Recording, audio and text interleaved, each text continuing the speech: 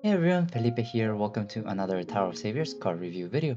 In this video, I'll be taking a look at one of the jackpot cards from the Saint Seiya Hades chapter collaboration seal, Final Bronze Cloth of Andromeda, Shun.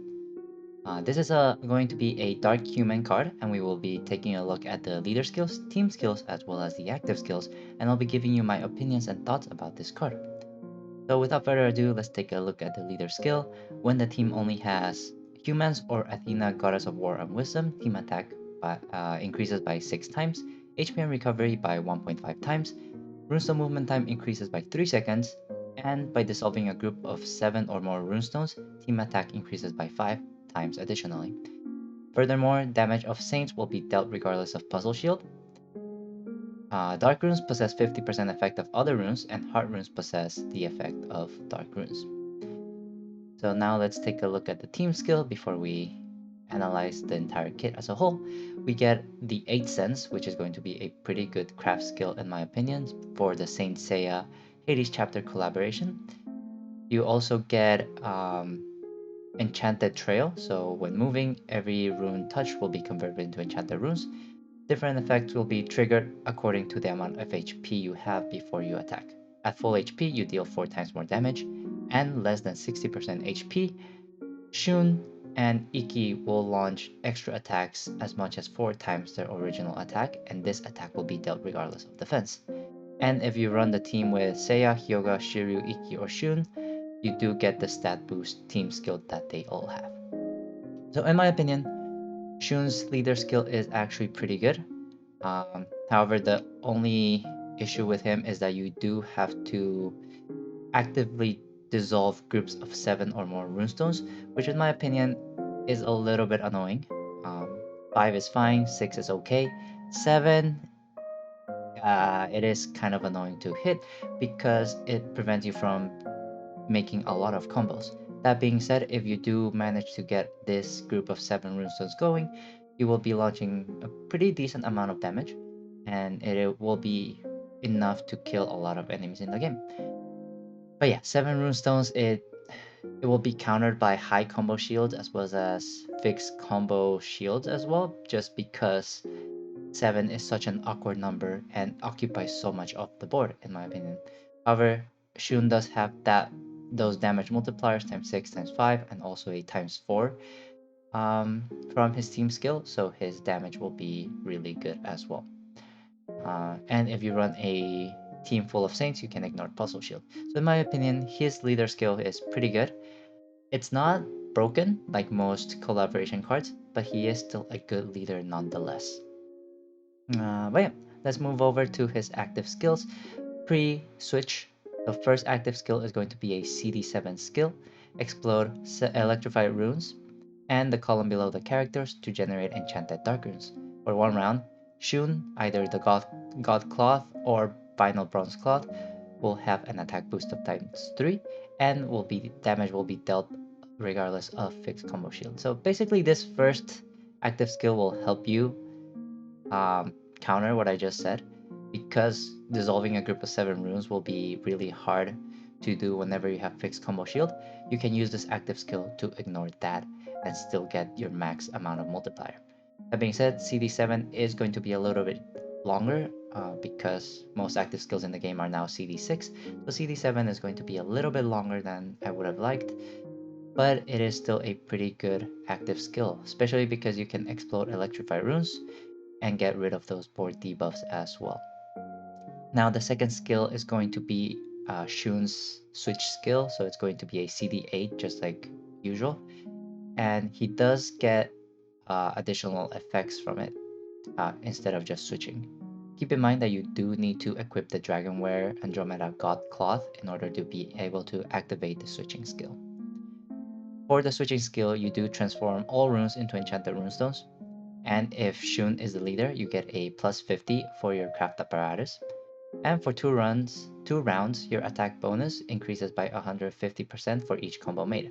So think about Daji's leader skill, you get that for 2 rounds. Turning all runestones into enchanted runes, not the best because Shun already has an enchanted trail inbuilt in his team skill, so basically this just saves you a couple seconds instead of just like having to spin normally to convert all the runes into enchanted runes, but it can help you if you're dealing with like sticky runes or burn runes or weather runes on the board and you cannot um, spin the enchanted trail. The attack bonus is going to be nice, but there are better skills in terms of switching skills.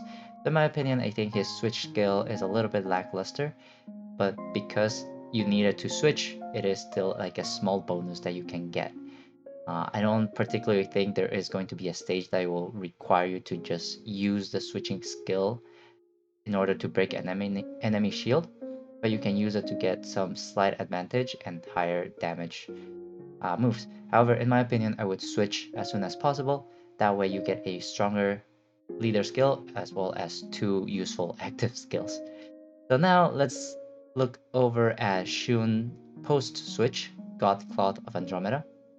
His leader skill will improve a little bit, where the team attack increases from times 6 to times 7, and everything else remains the same. So you do get a slight attack boost after switching. However, all your active skills will be completely different, and in my opinion, this will be good. It will be worth switching Shun on the teams rather than having pre-switched forms. For his first active skill, this is going to be an EP7 skill. You turn water, earth, and light runes away into hearts, fires, and dark, respectively. This, and then for 1 round, damage received minus 80%. And if you receive damage from an enemy, the above effect stays in play. So the first part of the skill is just going to be a pretty good convert. It will get rid of 3 types of runes on the board, which one, it will give you a lot of runes, easier time to spin, as well as a lot of runes of these 3 types right here. And that is going to make it easier for you to dissolve that group of 7 runes to satisfy Shun's leader skill. As well as you're launching more, you have more attacking runes, so your attack is going to be a little bit higher this round. And also there are human race runes, which means, again, your attack is going to be higher. However, the second part of the skill is something that is very appealing to me. Damage received minus 80% is actually a pretty decent amount of damage reduction. And if you get hit by the enemies, the effect stays in play.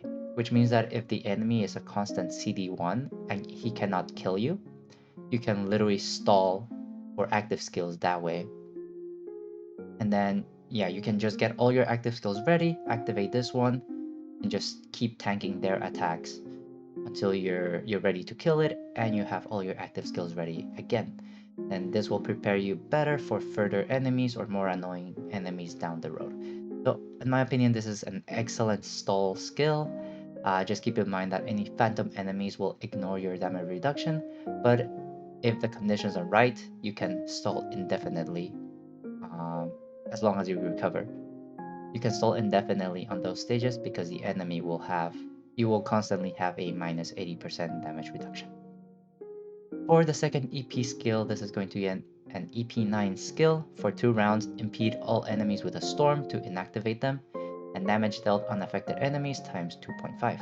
Additionally, each member launches an extra attack regardless of defense. This is going to be a pretty good EP9 control skill. It does inactivate enemies for 2 rounds, and inactivating enemies is actually pretty useful. It gives you more rounds to kill them, or you can stall them out, or you can stall some chains out or something like that. Um, Basically, inactivating enemies gives you extra turns to do other things like stalling for skills or extra turns to kill. However, there are a lot of enemies that are uncontrollable, so this might not work on them. The different thing about this skill is that the inactivation requirement is a storm, which is new to the game. We typically have electrified, petrified, freeze, ignite. What else do we have? We have stun, we have hypnotize, and now we have storm. So I'm afraid that Madhead might introduce a storm shield, which in case right now Andromeda is the only card that has a storm status effect. Which means that in the future, if there is an enemy that requires you to use storm, you absolutely have to have Shun, which is a little bit unfortunate in my opinion, but it does make this active skill the more rarer and the more useful to have in your inventory. Let's just cross our fingers. That's not the case because not everyone will have access to Shun, especially after the collaboration ends. We might not get him back. But yeah, damage dealt on the enemies times 2.5 is actually really nice. That's a really good amount of damage or attack boost. So they're inactivated and they receive more damage, which means that you will be able to kill them easier as well. And you launch an extra attack for each member, so this is basically another times 2 attack boost since everyone's launching an extra attack. So yeah, in my opinion, Shun as a leader is decent. Not super broken, but I think it's decent. There isn't that much shield breaking potential in here. You do ignore fixed combo shield and you ignore puzzle shield, you're still stuck a little bit with quintet elemental shields and other like initial shields, etc.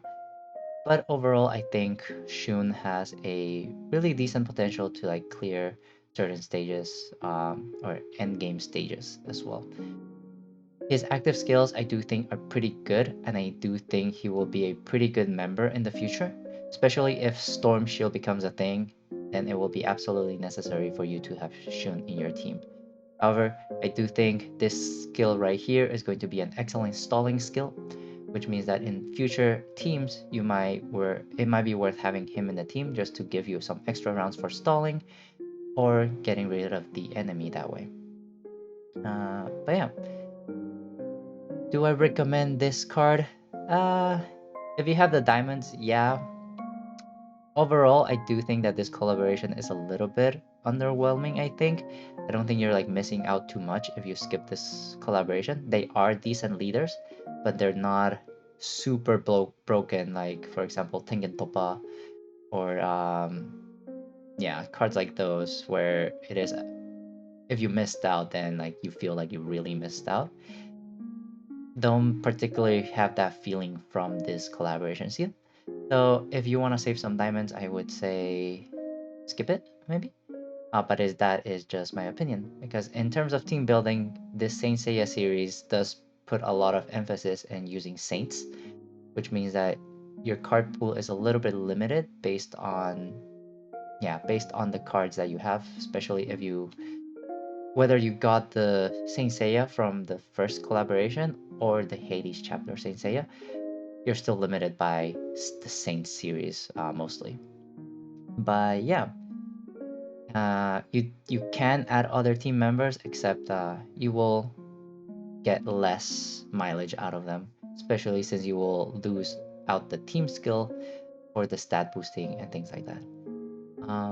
But yeah, that's all I had to say about this card. Please let me know in the comments if I missed anything or if I said anything wrong. And as always, stay tuned on my YouTube channel for more Tower of Saviors content. For now, stay safe, stay healthy, and I will see you next time. Bye everyone!